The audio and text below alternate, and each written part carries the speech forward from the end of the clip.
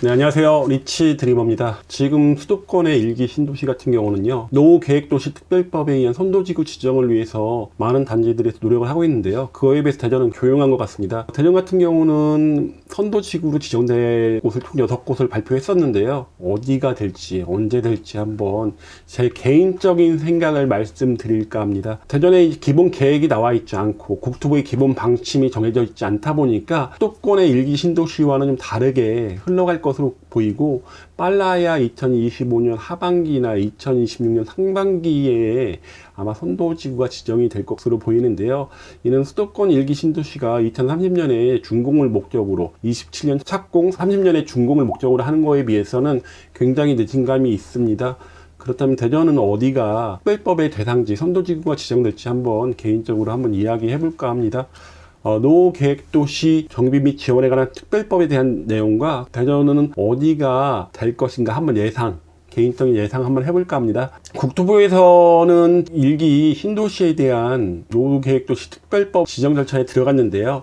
지금 선도지구 지정을 지금 시작하고 있습니다. 근데 선도지구는 보면은 특별정비구역 몇 개, 한 개 단지, 우리 아파트 한 개 단지만 하는 곳은 되는 건 아니고요. 몇 개 단지가 한꺼번에 같이 해야 특별정비구역으로 지정이 된다고 합니다. 그러다 보니까 두 개 단지가 같이 하게 될 때 한쪽이 더 불리하거나, 아니면 소형 평수가 너무 많거나, 아니면 세대 차이가 너무 많이 나거나, 이런 데가 잘 되지 않겠죠.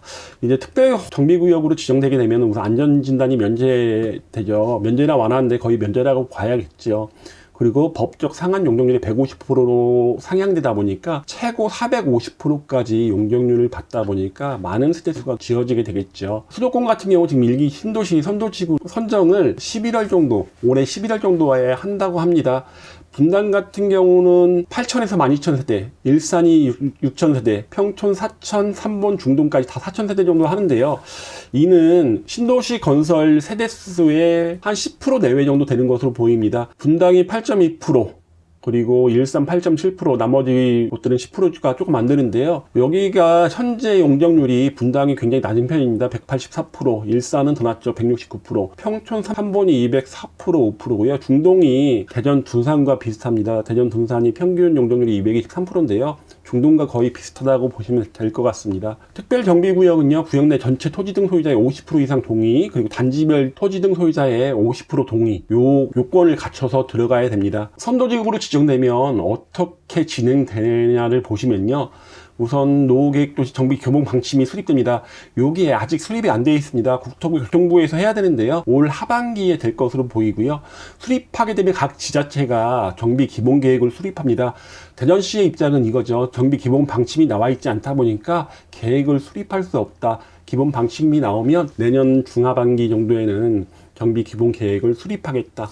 그렇게 하면 특별정비구역으로 지정이 돼서 정비구역 지정, 그리고 특별정비구역, 일반 재개발 재건축할 때 정비구역 지정처럼 이런 정비구역으로 고시가 되면요, 일반적으로 그 다음부터의 단계는 일반 재개발 재건축과 똑같습니다. 조합 설립, 인가 시공사 선정, 그리고 사업 시행인가, 관리 처분인가, 이주 철거, 준공, 조합 해산, 첫 번째 페이지 빼고는 나머지는 재개발 재건축과 똑같다고 보시면 됩니다. 노후계획도시 특별법이 발표될 당시에 대전은 가능 지역을 6군데로 봤습니다. 6군데 어디였냐면요, 대전 둔산과 둔산 2, 그리고 대전 송촌, 대전 노원, 대전 관저와 원내 일부분, 그리고 대전 중리까지 해갖고 총 6군데를 봤고요. 특별정비구역 세부 지정 요건을 보면 거의 대부분 다른 거보다, 요런 거보다는 주거단지 정비형이나 중심지구 정비형으로 될 것으로 보입니다. 역세권은 조금 더 용적률 상한이 높다고 보시면 될 것 같습니다. 6월 달에 설명회가 있었습니다. 노후계획도시 특별법에 대한 설명회가 있었는데요. 그 당시 자료입니다. 대전시에서 단일 면적으로 100만 제곱미터가 넘는 구역들을 지금 해놨는데요. 둔산 같은 경우 둔산 1지구와 둔산 2지구, 그러면 둔산동과 월평동, 만년동, 그리고 갈마동과 탐방동 일부까지 포함됩니다. 그리고 노원동 같은 경우는 노원 1지구가 이번에 포함됐고요. 그리고 법동과 성촌 중리 1, 2지구가 이렇게 되어 있습니다. 하지만 보면 이제 준공이 둔산 1, 2지구 같은 경우는 94년에 준공되어 있다는 거, 노원이 02년도다 보니까 노후화에 대한 불만이 둔산보다는 높지 않은 편이죠. 법동, 송촌, 중리 1, 2지구 같은 경우는요, 아무래도 아파트, 단독주택 너무 많이 섞여 있다 보니까 쉽게 의견 합치가 되지 않을 것으로 예상되다 보니까 아무래도 대전에서는 선도지구로 지정된다고 한다면 대전 둔산이 아닐까 싶습니다. 특별정비구역 세부 지정 요건에 보시면 주거형과 중심형으로 나누는데요. 중심형 같은 경우는 이 역으로부터 500m, 그러면 여기라고 한다면 출입구부터 보다 보니까 조금 더 넓어지겠죠, 이거보다. 이쪽은 트램역이 들어올 예정이다 보니까 트램역부터의 반경 500m를 보면요, 목련과 크루바는 절반 이상 들어갈 것 같고 한마루도 일부 들어갈 것 같습니다.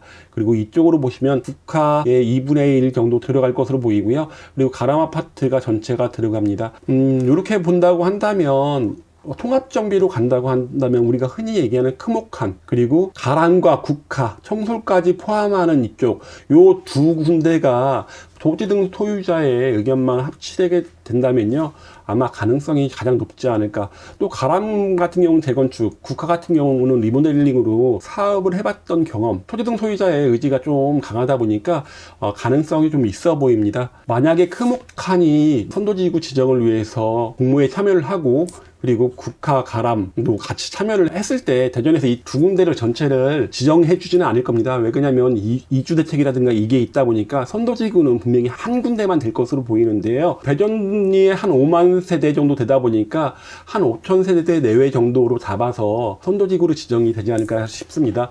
두 군데 중에 분명히 점수가 더 높은 데가 선정될 가능성이 높겠죠.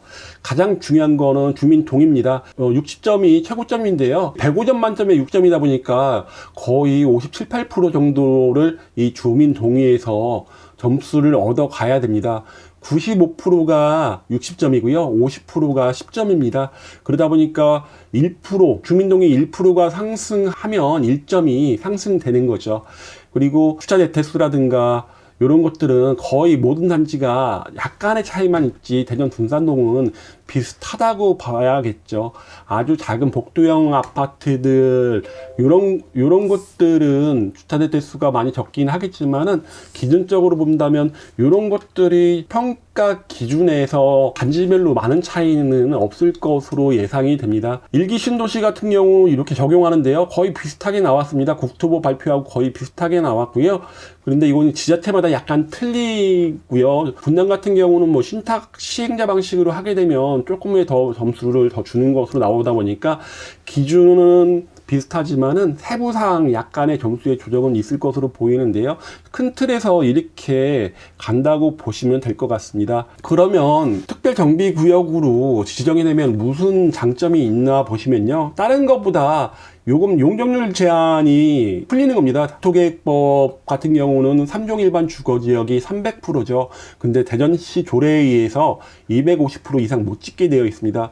지금 대전 둔산의 평균 용적률이 223%라고 한다면 재건축으로 해서 뭐 27% 정도 용적률이 늘어나는 것은 사업성이 없다 보니까 사업이 되지 않습니다. 정비구역으로 지정이 되게 되면요, 조례에도 불구하고 국토계획법 상한의 150%까지 완화합니다. 그렇게 하면 국토계획법이 300%다 보니까 450%까지 건축이 가능하다 보니 둔산에 있는 아파트들도 건축이 가능한 데가 많을 것으로 보이고요. 안전진단은 거의 면제가 될 것으로 보입니다. 한번 재미로 보는 겁니다. 그리고 뭐 이 면적 같은 경우는 도로의 면적 등 여러 가지 면적이 있다 보니까 그냥 재미로 보셨으면 좋겠습니다. 둔산에 30년 차가 한 4만 9천 세대 정도라고 본다면 10에서 15% 물량을 선도지구로 해서 사업이 진행된다고 한다면 한 5천 세대 내외가 되지 않을까라는 생각이 드는데요.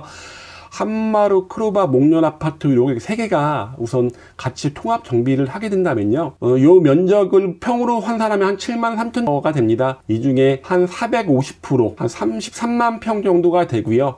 하지만 이제 기부 체납하는 부분이 있습니다.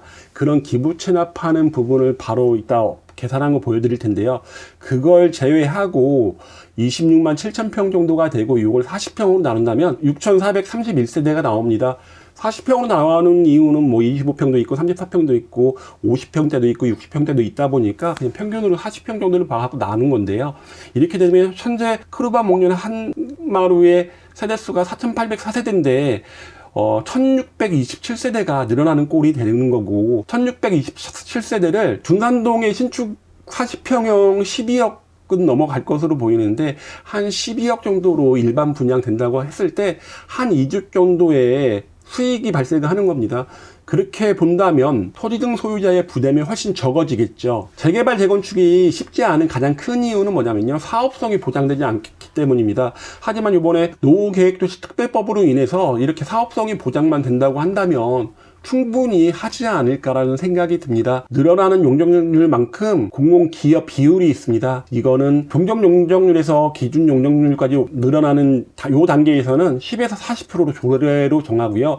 여기서 특별정비계획 용적률로 늘어나는 것은 40에서 70%로 조례로 정해서 이거를 흔히 기부 체납한다고 보시면 될 것입니다. 만약에 대전 둔산동에 229%의 용적률을 갖고 있다고 쳤을 때 기준 용적률이 토계획법에는 300%죠. 그렇게 하면 여기서 71%가 늘어납니다. 근데 이 71% 늘어난 거에 여기 예시했던 15% 정도를 공공기업 비율로 산정하게 된다면 10.65%가 공공비율로 가는 거고요. 이 기준 용적률에서 특별정비계획 용적률 만약에 450% 다 한다고 쳤을 때 150%가 더 늘어나게 되고, 이제 여기 예시처럼 50%, 조례로 50% 잡혔다고 했을 때 50%를 공공기업 비율로 놓는다고 한다면 75%를 공공기업 비율로 빼놔야겠죠. 공공기업 비율 같은 경우는요, 금액으로 환산해서 현금, 공공주택, 기반시설, 생활, SOC, 토지 등으로 기부 체납을 해야 된다는 얘기죠. 만약에 이 예시처럼 나온다고 한다면 총 364.45%의 용적률을 보이게 되는 것이죠. 그렇게 하면 현재 용적률에 비해서 135.35%로 공공기업 외에도 늘어나는 용적률이 있다 보니까 이런 걸 갖고 더 신축 세대로 일반 분양을 하게 되는 거죠. 그렇게 해서 나온 게 26만 7천 평이고요. 이 26만 7천 평을 40평으로 나눠 갖고 나올 수 있는 6,431세대라는 게 나왔는데요.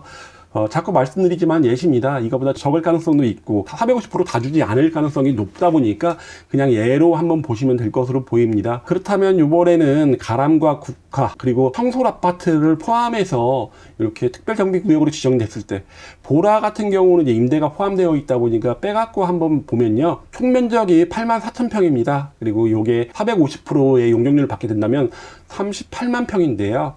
하지만 말씀드렸죠. 공공기업 비율을 뺀 나머지 순수하게 조합원들이 가져갈 비율로 하게 된다면 30만 평 정도를 지을 수 있는데요.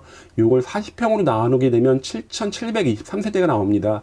현재 요 새 단지의 세대수는 5,150세대인데요. 빼주게 되면 한 2,500세대를 더 건설할 수가 있게 됩니다. 여기는 크목함보다는 조금 더 가격이 좀 저렴한 지역이다 보니까 세대당 10억, 요거보다는 더 할 것 같지만은 10억으로 본다고 쳤을 때 2.5조 정도의 사업 수익이 생기다 보니까 충분히 재건축이 가능할 것으로 보입니다. 뭐 재미로 보셨는데요. 제가 봤을 때 이쪽뿐만 아니라 월평동이라든가 이쪽도 만년동은 조금 둔산동이나 월평동보다 좀 늦게 만들어진 단지들이 있어서 채 30년이 도래하지 않은 단지들이 좀 있다 보니까 조금 더 늦을 것으로 보이고, 둔산동이 가장 먼저 된다고 한다면 선도지구에 욕심을 내지 않을까라는 생각이 듭니다. 대전광역시 노후계획도시 질문인데요. 뭐 이거 어디가 대상지가 되냐? 조성 20년 이상 경과 100만 제곱미터 이상인 지역, 정비 기본계획 수립 지역은 어디인가? 아까 말씀드린 6개 지역이고요. 중요한 부분만 보겠습니다. 선도지구 지정된 향후 계획은 말씀드린 것처럼 기본 방침, 국토부의 기본 방침이 나와 있지 않다 보니까 대전시의 기본 계획이 안 나와 있다. 이런 내용입니다. 기본 계획이 나오면 선도지구를 지정할 예정이라는 거고요. 특별정비 예정구역이라는 2개 이상의 통합개발, 그리고 통합개발이 가장 중요합니다. 내 단지 하나만 할 수 있다는 것이 아닙니다. 요거는 국가아파트 리모델링 추진준비위원장께서 질문하신 건데요. 국가아파트 같은 경우는 국가라는 이름을 똑같이 쓰고 있지만 5개 단지로 보기도 하죠. 그러다 보니까 대지권이 구분된 단지의 통합을 뜻하는 건가? 근데 이런 사례가 없으니까 나중에 기준 사례들을 참고해서 이제 발표할 예정이라고 하는 거죠. 우리 시는 수도권과 같이 선도지구를 조속하게 선정할 수 없나요? 이거 수도권 5개는 시범 운영하는 거다 보니까 우리하고는 좀 입장이 틀리다라는 얘기를 하고요. 그 구역에 있는 세대수의 10에서 15% 정도를 선도지구로 지정하겠다는 내용입니다. 이것도 중요한데요. 선도지구 지정 시 혜택이 있나요? 혜택이 없다 이렇게 얘기를 하고 있지만은 혜택이 있을 수밖에 없습니다. 왜냐하면 첫 번째 선도지구가 지정이 되게 된다면 다른 구역들의 특별정비구역 지정은 한참 후가 될 수밖에 없습니다. 왜냐하면 말씀드린 것처럼 여기가 이주 수요가 발생하고 하다 보니까 그런 걸 순차적으로 하다 보니까 다른 단지가 늦어질 수밖에 없다고 생각이 되고요. 노후계획도시 기준 용적률은 어떻게 결정되나 아까 말씀드린 대로 국계법에 의해서 이제 되는 것이고요. 요 선도지구 지정 이후 일부 단지는 동의율이 안 되고 일부 단지는 동의율이 돼서 이렇게 하면 같이 사업이 진행될 수 있냐는 겁니다. 그렇다면 이 사업이 이 50% 동의가 안 되는 단지는 사업을 못 한다는 얘기죠. 50% 이하 변동이 있을 경우에는 특별정비 예정구역을 변경하여 추진한다고 되어 있다 보니까 만약에 50% 미만으로 단지가 동의율이 떨어지게 되면 같이 통합으로 개발이 안 된다는 얘기라고 보시면 됩니다. 공공기업 산정 방법 아까 말씀드렸잖아요. 다 조례로 정한다. 요 한 번 단계에서는 10에서 40%